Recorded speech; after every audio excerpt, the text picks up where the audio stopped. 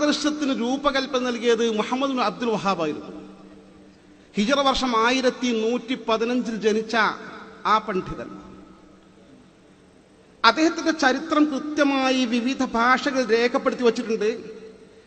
അദ്ദേഹത്തിന് ഈ പുതിയ ചിന്തകൾ സമർപ്പിച്ചത്, അദ്ദേഹത്തിന്റെ പിന്നിൽ പ്രവർത്തിച്ചത് ചില ജൂതചാരന്മാരായിരുന്നു എന്ന് കൃത്യമായി ചരിത്ര രേഖകളുണ്ട്. ഞാൻ അങ്ങോട്ട് കടന്നു പോകുന്നില്ല. അദ്ദേഹത്തിന്റെ രംഗപ്രവേശം ഞാൻ ചുരുക്കി പറയട്ടെ.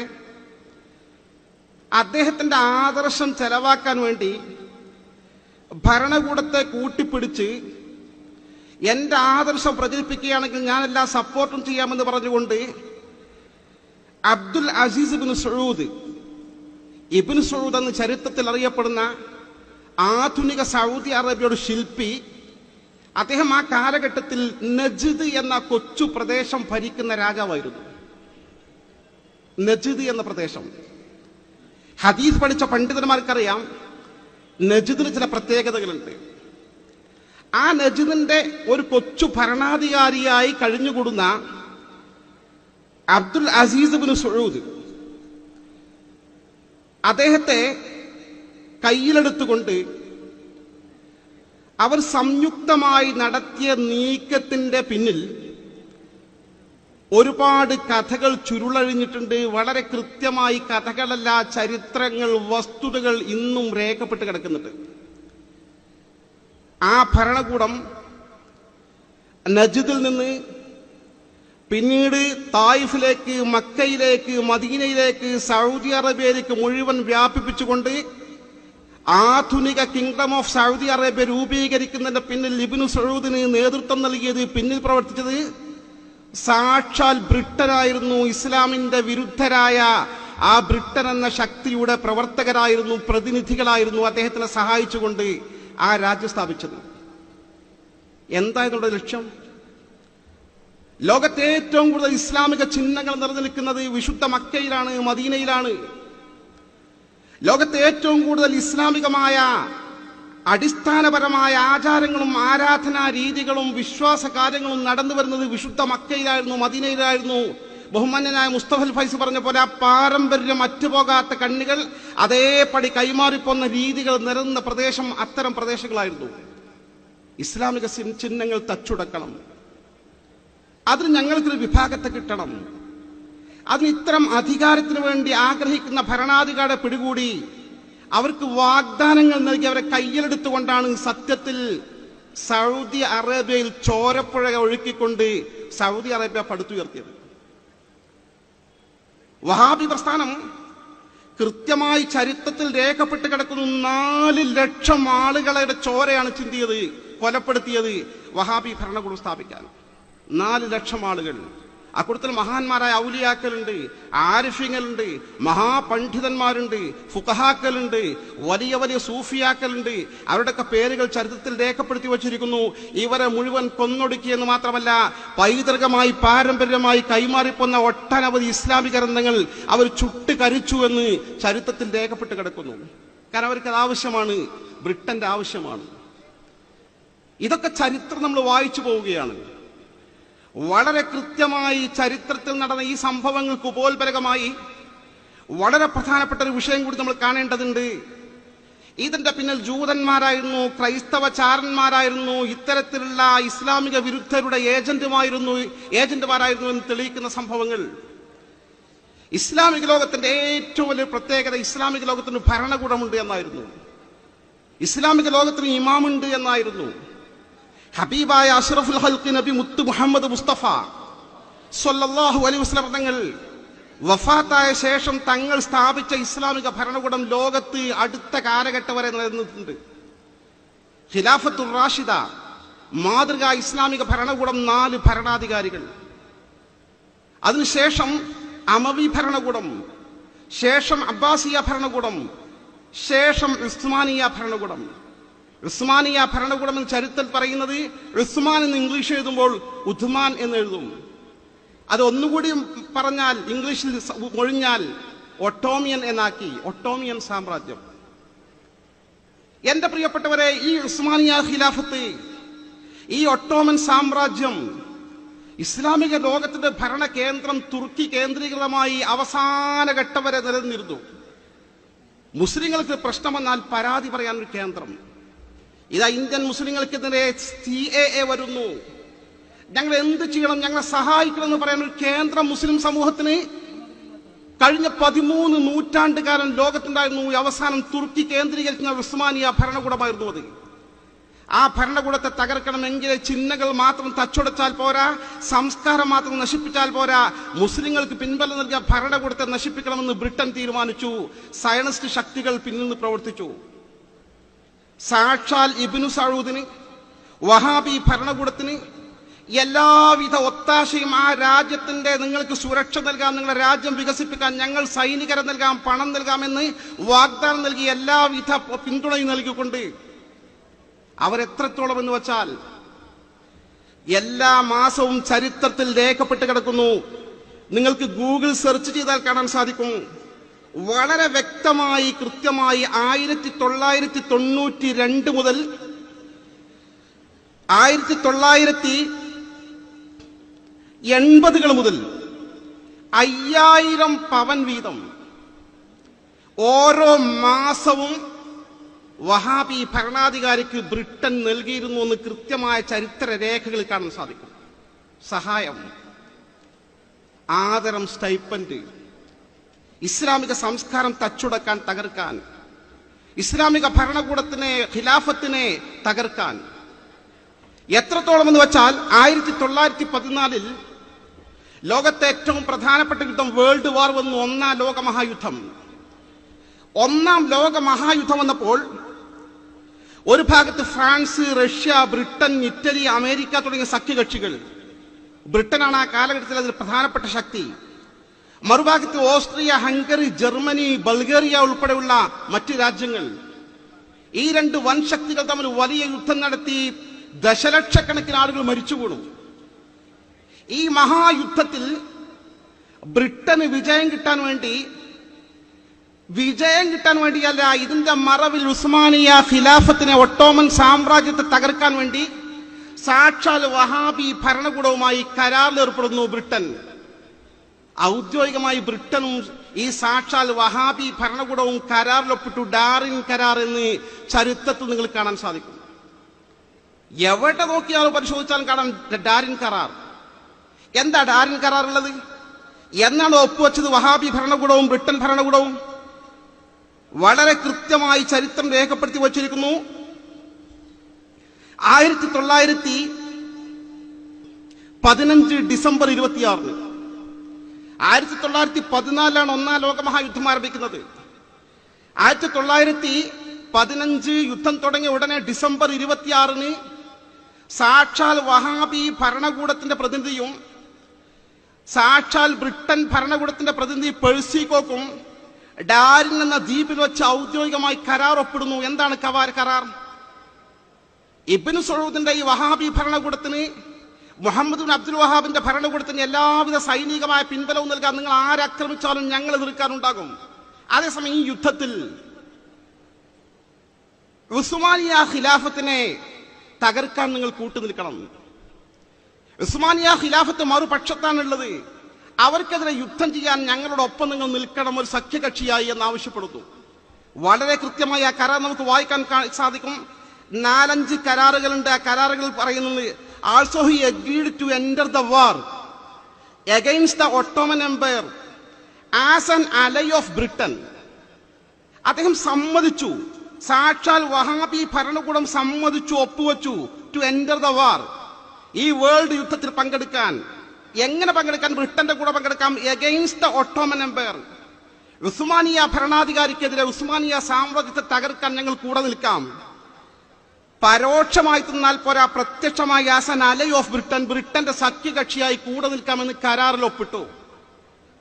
അതിന്റെ അനന്തരഫലമല്ലേ അവസാനം എന്ത് ചെയ്തു? ബ്രിട്ടന്റെ ഉൾപ്പെടെയുള്ള സഖ്യകക്ഷി ജയിച്ചു യുദ്ധത്തിൽ ജയിച്ചപ്പോൾ നിങ്ങളൊക്കെ ചോദിക്കും, നമ്മളൊക്കെ ആലോചിക്കും, എന്തിനാണ് ഈ ഫലസ്തീനുകളെ ഇങ്ങനെ ആക്രമിക്കുന്നത്? എന്താണ് ഈ പാവപ്പെട്ട ഫലസ്തീനുകളെ ഇങ്ങനെ ബോംബിട്ട് നശിപ്പിക്കുന്നത്? മസ്ജിദുൽ അഖ്സ നമ്മുടെ പരിശുദ്ധ കേന്ദ്രമല്ലേ, എന്ത് നമുക്ക് വിമോചിപ്പിക്കാൻ സാധിക്കാത്തത്? കൊടും ചതി വഹാബി പ്രസ്ഥാനം നടത്തിയ കൊലച്ചതിയുടെ അനന്തരഫലമാണ് ഇന്ന് ലോക മുസ്ലിം സമൂഹത്തിന്റെ ഈ കേന്ദ്രത്തിലുള്ള പാവപ്പെട്ട മുസ്ലിം ജനത പീഡിപ്പിക്കപ്പെട്ടുകൊണ്ടിരിക്കുന്നത്. അവർ യുദ്ധത്തിൽ ജയിച്ചു.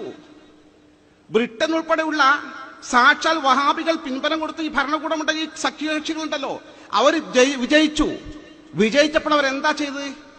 ഒട്ടോമൻ സാമ്രാജ്യം അതോടുകൂടി നശിപ്പിച്ചു. ഇസ്ലാമിക് ഖിലാഫത്ത് ലോകത്ത് തകർത്തു എന്ന് മാത്രമല്ല, ഉസ്മാനിയ ഖിലാഫത്തിന് കീഴിലുള്ള മുഴുവൻ രാജ്യങ്ങളും ബ്രിട്ടനും റഷ്യയും ഉൾപ്പെടെയുള്ള സഖ്യകക്ഷികൾ ഓഹരി വെച്ച് അവരെടുത്തു. ഓഹരി വെച്ചെടുത്തു എന്ന് മാത്രമല്ല, തങ്ങളുടെ ഓഹരി പ്രദേശമാണ്, ബ്രിട്ടന്റെ ഓഹരി പ്രദേശമാണ് ഈ പരിശുദ്ധമായ പ്രദേശങ്ങളൊക്കെ. ആ പ്രദേശങ്ങൾ ജൂതന്മാർക്ക് വിട്ടുകൊടുക്കാൻ വേണ്ടി ഔദ്യോഗികമായി ബാൾഫർ പ്രഖ്യാപനം നടത്തുകയും പിൽക്കാലത്ത് ഇസ്രയേൽ ഭരണകൂടം സ്ഥാപിക്കുകയും ചെയ്തു. ഇതാണ് ചരിത്രം. വഹാബി പ്രസ്ഥാനം നമ്മൾ ഈ കാണുന്ന പോലെ പ്രത്യക്ഷ രൂപമല്ല.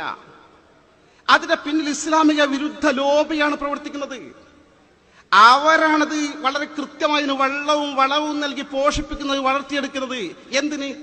ഇസ്ലാമിക സംസ്കാരത്തെ നശിപ്പിക്കാൻ, ഇസ്ലാമിക ചിന്തകളെ നശിപ്പിക്കാൻ, തസവുഫിനെ നശിപ്പിക്കാൻ, ഇസ്ലാമിക ബോധവൽക്കരണം ഇല്ലാതെയാക്കി ഇസ്ലാം വറ്റി വരേണ്ട ഒരു ബാഹ്യമായി മാത്രം പ്രവർത്തിക്കുന്ന, പിന്നീട് കുഫ്രിയത്തിലേക്ക് പോകുന്ന ഒരു കേവല മുസ്ലിം ധാപധാരികളെ സൃഷ്ടിക്കാൻ വേണ്ടി അണിയറയിൽ ബ്രിട്ടീഷ് ചാരന്മാർ, സയനിസ്റ്റ് ഏജന്റുകൾ സൃഷ്ടിച്ചെടുത്ത ഒരാദർശമാണ് സത്യത്തിൽ വഹാബി പ്രസ്ഥാനം. ഇത് ചരിത്രപരമായ യാഥാർത്ഥ്യ, വളരെ ഗൗരവതരമായ യാഥാർത്ഥ്യ. ഇനി അവർക്കുണ്ടോ ഈ പറയുന്ന നമ്മുടെ ആദരണീയരായ നേതാക്കളോട് ബഹുമാനം? ഈ കാണുന്ന നമ്മളൊക്കെ മുശ്രിക്ക. സാക്ഷാൽ പാണക്കാട് സാദാത്തുക്കൾ അവർക്ക് മുശ്രിക്ക. സാധാരണ മഹാനായ സയ്യിദുൽ ഉലമ ജിഫ്രി തങ്ങൾ ഉൾപ്പെടെയുള്ള മഹാപണ്ഡിതന്മാർ മുശ്രിക്ക. അവർക്ക് ഉറക്കാത്ത കൈയുണ്ടോ? അവർ ഈ ഐക്യം എന്നൊക്കെ വെറുതെ പറയുന്നത് അവരുടെ നാവിൽ നിന്ന് പുറത്തേക്ക്, ചുണ്ടിൽ നിന്ന് അകത്തേക്ക് കിടക്കുന്നില്ല. പാണക്കാട് സയ്യിദ് മുഹമ്മദ് അലി ശിഹാബ് തങ്ങൾ, അള്ളാഹു അദ്ദേഹത്തിന് ദറജ ഉയർത്തി കൊടുക്കുമാറാകട്ടെ. അദ്ദേഹത്തോടൊപ്പം സ്വർഗീയ ലോകത്ത് ഒരുമിച്ച് കൂടാൻ നമുക്കും അവരുടെ കുടുംബത്തിനും ഒക്കെ അള്ളാഹു തൗഫീഖ് നൽകി അനുഗ്രഹിക്കുമാറാകട്ടെ. എന്റെ പ്രിയപ്പെട്ടവരെ, ശിഹാബ് തങ്ങളെ കുറിച്ച് അഭിപ്രായ വ്യത്യാസമുള്ള ഒരു മുസ്ലിം കേരളത്തിൽ ഉണ്ടായിട്ടുണ്ടോ? ആദർശപരമായി വിയോജിപ്പുണ്ടാവും, പക്ഷെ കുറ്റം പറയോ? പറയില്ലല്ലോ. വേണ്ട, CPM-മാർ ശിഹാബ് തങ്ങൾ കുറ്റം പറയോ? RSP-ക്കാർ പറയോ? CPI-ക്കാർ പറയോ? സാക്ഷാൽ RSS സംഘ് പരിവാർ ശക്തികൾ പോലും ആദരണീയനായ പാണക്കാട് സയ്യിദ് മുഹമ്മദ് അലി ശിഹാബ് തങ്ങളെ കുറ്റം പറഞ്ഞിരുന്നില്ല. എല്ലാവരും അംഗീകരിക്കുന്ന, ആദരിക്കുന്ന മഹാനേതാവായിരുന്നു. എന്നാൽ കേരളത്തിലെ മുജാഹിദ് പ്രസ്ഥാനം ചെയ്യുന്നത് കേൾക്കണം. സാക്ഷാൽ സയ്യിദ് മുഹമ്മദ് അലി ശിഹാബ് തങ്ങൾ അവർ തന്റെ വരാന്തയിലിരുന്ന് പാവപ്പെട്ട മുസ്ലിം സമൂഹത്തിന് ഉറുക്കും മന്ത്രവും എഴുതി കൊടുക്കുന്നത് വളരെ കൃത്യമായി മറഞ്ഞിരുന്ന് വീഡിയോയിൽ പകർത്തി, ആ വീഡിയോ അറബിയാക്കിക്കൊണ്ട് അറബ് പണ്ഡിതന്മാർക്കിടയിലും അറബ് ഭരണകൂടങ്ങൾക്കിടയിലും അറബികളെ സാധാരണക്കാർക്കിടയിലും കേരളത്തിൽ ശിർക്കും കുഫറും പ്രചരിപ്പിച്ചുകൊണ്ടിരിക്കുകയാണ്. അതിന്റെ നായകനാണ് മുഹമ്മദ് അലി ശിഹാബ് എന്ന് പറഞ്ഞുകൊണ്ട് വളരെ കൃത്യമായി ആ കാലഘട്ടത്തിൽ CD ഇറക്കിയ വിഭാഗമാണ് കേരളത്തിലെ മുജാഹിദ് പ്രസ്ഥാനം. അവർക്ക് തരുമ്പും സുന്നികളോടോ സുന്നി നേതാക്കന്മാരോടോ സാദാത്തുക്കളോടോ സ്നേഹമില്ല. മാത്രമാണോ? അക്ഷരാർത്ഥത്തിൽ നമ്മൾ മുശ്രിക്കാണെന്ന് അവർ വിശ്വസിക്കുന്നതിന്റെ ഏറ്റവും പ്രകടമായ ദൃഷ്ടാന്തമാണ് സുന്നത്ത് ജമാഅത്തിന്റെ ധീരഗർജനം.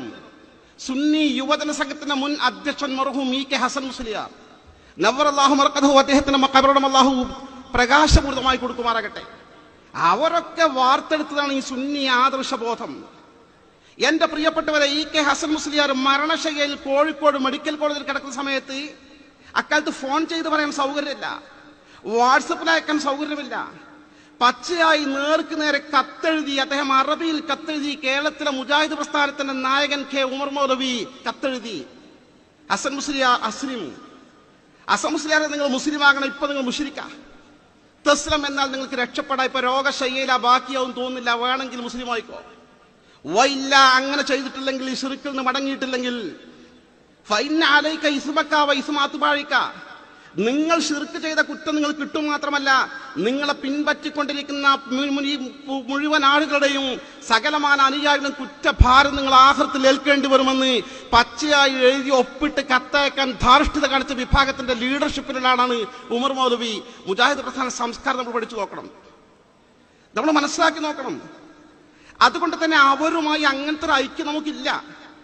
ആരെന്ത് പറഞ്ഞാലും ശരി, ഒരു പൊതു പ്രശ്നം രാജ്യത്ത് വരുമ്പോൾ ബഹുമാന്യനായ മർഹൂം നാട്ടിക മൂസ മുസ്ലിയാർ പറഞ്ഞതുപോലെ നവ്വറല്ലാഹു മർഖദ, അല്ലാഹു അദ്ദേഹത്തിന് മഗ്ഫിറത്തും റഹ്മത്തും നൽകി ഉന്നതമായ പദവി നൽകി അനുഗ്രഹിക്കുമാറാകട്ടെ. സുന്നികളുടെ രാജകുമാരൻ അദ്ദേഹം പറഞ്ഞതുപോലെ ഒരു RSSകാരന്റെയും മുസ്ലിമിന്റെയും വീട് തൊട്ടടുത്ത് അപ്പുറത്തുണ്ട്. ഇവിടെ ഒരു മൂർഖൻ പാമ്പ് പ്രത്യക്ഷപ്പെട്ടു. അവിടെ രണ്ടാളും ചേർന്ന് തല്ലിക്കൊല്ലും. കാരണം രണ്ടുപേരുടെ ശത്രുവാ.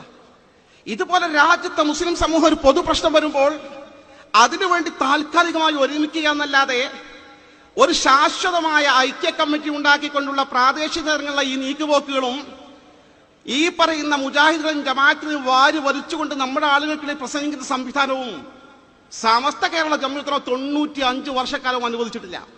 അങ്ങനെ സമസ്തയുടെ ചരിത്രത്തിലില്ല. 1978 മുസ്ലിം യൂത്ത് ലീഗ് സമസ്ത കേരള ജംഇയ്യത്തുൽ കത്ത് നൽകി.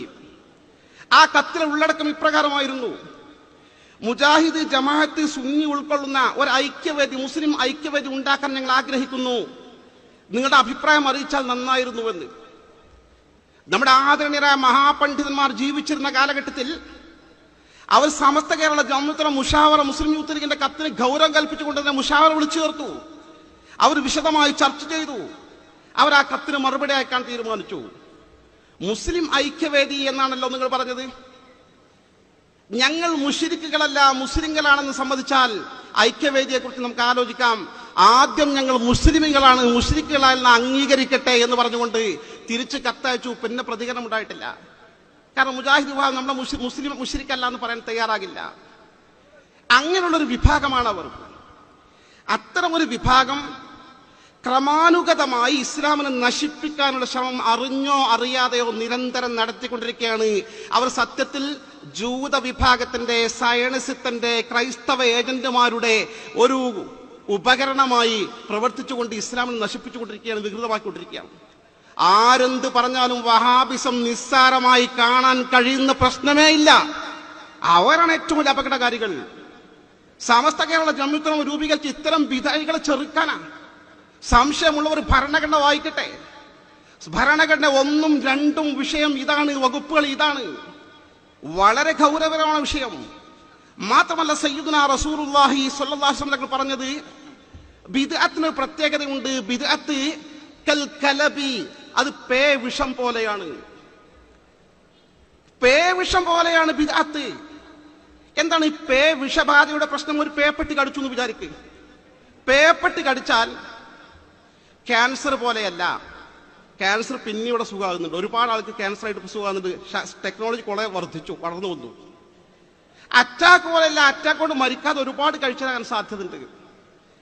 ഏത് രോഗം പോലെയുമല്ല, അതിനേക്കാളൊക്കെ മാരകമാണ് പേ വിഷബാധ. ഇന്നലെ വരെ പേ വിഷബാധയ്ക്ക് പ്രതിവിധി കണ്ടെത്തിയിട്ടില്ല വൈദ്യശാസ്ത്രം. ഹബീബായ അഷ്റഫുൽ ഖൽഖ് റസൂലുള്ളാഹി സ്വല്ലല്ലാഹു അലൈഹി വസല്ലമയുടെ വാക്കിന്റെ ഗൗരവം നോക്കണം. തങ്ങൾ അന്ന് പറഞ്ഞ ഉദാഹരണം ബിദ്അത്ത് പേവിഷം പോലെയാണ്. ബാധിച്ചാൽ പിന്നെ പുറത്തു പോകില്ല. അതല്ലേ ഒരു മുജാഹിദ് എന്തേ സുന്നിയാകാത്തത്? ഒന്നേ ഒരു ജമാഅത്തുകാരൻ സുന്നിയാകാത്തത്? ജന സുന്നിന്ന് അങ്ങോട്ട് പോകുന്നുണ്ടല്ലോ. കാരണം ഇത് ഹക്കായ മാർഗം. അവിടുന്ന് അങ്ങോട്ട് പോകും, പിശാചിന് കൊണ്ടുപോകാൻ സാധിക്കും. അവിടുന്ന് ഇങ്ങോട്ട് കൊണ്ട് അത് പേവിഷ ബാധിച്ചാൽ ആ വിഷം ഇറങ്ങൂല. ആ വിധത്തിൽ ആ ഒരു ബിദ്അത്തുകാർ ഇങ്ങോട്ട് തിരിച്ചു വരില്ല. ബഹുമാന്യനായ മർഹൂം അബൂ ഇസ്ഹാഖ് ഇസ്മായിൽ മൗലവി കേരളത്തിലെ മുജാഹിദ് പ്രസ്ഥാനത്തിന്റെ ലീഡർഷിപ്പുള്ള ആളായിരുന്നു. അദ്ദേഹം സുന്നത്ത് ജമാഅത്തിലേക്ക് വന്നു. അദ്ദേഹം ഒരുമിച്ച് ഒരുപാട് കാലം ആശയവിനിമയം നടത്താൻ സാധിക്കും. ഞാനൊരു ചോദിച്ചു, ഉസ്താദ് ഇങ്ങനെ ഹദീസിലുണ്ടല്ലോ, ഇത് പേവിഷബാധ പോലെയാണ് കൽ കലബി എന്ന് പറഞ്ഞിട്ട്, പക്ഷെ നിങ്ങൾ എങ്ങനെ തിരിച്ചു വന്നു ചോദിച്ചു. അദ്ദേഹം പറഞ്ഞു, മോനെ ഞാൻ മുജാഹിദായി എന്നേ ഉള്ളൂ, ഞാൻ ഔലിയാക്കളെ കുറ്റം പറഞ്ഞിരുന്നില്ല, ഞാൻ അമ്പിയാക്കളെ കുറ്റം പറഞ്ഞിട്ടില്ല. എന്ന് മാത്രമല്ല, ഞാൻ മുജാഹിദായ കാലഘട്ടത്തിലാണ് ബാനത്ത് സുആദ് എന്ന പ്രശസ്തമായ ഹബീബായ സയ്യിദുനാ റസൂലുള്ളാഹി സ്വല്ലല്ലാഹു അലൈഹി വസല്ലം മദ്ഹ് ഗീതത്തിന് അറബിയിൽ ശറഹ് എഴുതിയത്. എന്റെ മനസ്സിൽ മഹബ്ബത്ത് അങ്ങനെ തന്നെ നിലനിൽക്കായിരുന്നു. ഞാൻ ചെന്ന് പെട്ടു എന്നുള്ളത്. അതുകൊണ്ടായിരിക്കും തിരിച്ചു വരാനുള്ള തൗഫീഖ് ചെയ്തത്. അതാണ് സംഭവം. ഇതിൽ ചെന്ന് പെട്ടാൽ ആ രോഗം ഇറങ്ങൂല. പിന്നെ പതുക്കെ പതുക്കെ കുഫ്രിയത്തിലേക്ക് പോകും. ഒരു 10-15 വർഷം മുമ്പ് മുജാഹിദ് പ്രസ്ഥാനം സ്റ്റേജുകൾ തോറും കൊണ്ടു നടന്നിരുന്നു. ഞാൻ എന്തുകൊണ്ട് മുജാഹിദായി എന്ന് ഒരു തലയിൽ ഒരു മുസ്ലിയാരെ, ഒരു തലയിൽ കെട്ടിയ മുസ്ലിയാർ, അയാൾ എടപ്പാളിനടുത്തുള്ള ഒരു മുസ്ലിയാരാണ്. അങ്ങനെ കുറച്ച് ആളുകളുണ്ടല്ലോ വേഷം കെട്ടിച്ചോട് കൊണ്ടു നടക്കുന്നത്. കുറെ കാലമായി അയാൾ എന്ത് ചെയ്യാറില്ല, മുജാഹിദിന്റെ വേദികൾ കാണാറില്ല, അങ്ങനെ ഒരാളെ കാണാറില്ല. ഈ അടുത്ത കാലം ഞാൻ അന്വേഷിച്ചപ്പെടാൻ അറിഞ്ഞത് ഇയാള് ഖാദിയനായിട്ടുണ്ട്. കൃത്യമായി ഞാൻ വെറുതെ AP വിഭാഗത്തിലെ ചില സുഹൃത്തുക്കൾ പറയും പോലെ ഇല്ലാത്ത കഥ പറയല്ല. എടപ്പാളിനടുത്ത മുദൂരിൽ നിങ്ങൾക്ക് അന്വേഷിച്ചാൽ അബൂബക്കർ മുസ്ലിയാർ എന്ന ഒരാളെ കാണാൻ സാധിക്കും. അയാളാണ് കക്ഷി. വളരെ കൃത്യ. ഇവരപ്പുറത്തേക്ക് പോവുകയാണ്. ഇത് മാരകമായ വിഷമാണ് സഹോദരന്മാരെ. അതുകൊണ്ട് തന്നെ ബിദ്അത്തിനെതിരെ വളരെ ഗൗരവതരമായ അനവധി മുന്നറിയിപ്പുകൾ തങ്ങൾ തന്നിട്ടുണ്ട്. ഞാൻ നേരത്തെ സൂചിപ്പിച്ചല്ലോ, വഹാബി ഭരണകൂടത്തിന്റെ ആദ്യത്തെ തുടക്കക്കാർ സാക്ഷാൽ നജിദ് കേന്ദ്രീകരിച്ചായിരുന്നുവെന്ന് പിന്നീട് വികസിപ്പിച്ചത്. ആ നജിദിനെ കുറിച്ച് കൃത്യമായി ഹബീബായ റസൂലുള്ളാഹി സ്വല്ലല്ലാഹു അലൈഹി വസല്ലം പറഞ്ഞിട്ടുണ്ട്. തങ്ങൾ പറഞ്ഞു, അല്ലാഹു ബാരിക് ലനാ ഫീ ഷാമിനാ, സ്വഹാബത്തുകൾക്ക് അല്ലാഹുവേ ഞങ്ങൾ ഷാമിന് ബറക്കത്ത് ചെയ്യണമേ. അല്ലാഹു ബാരിക് ലനാ ഫീ യമനിനാ, അല്ലാഹു ഞങ്ങൾ യമനിന് ബറക്കത്ത് ചെയ്യണമേ. ഫഖാലു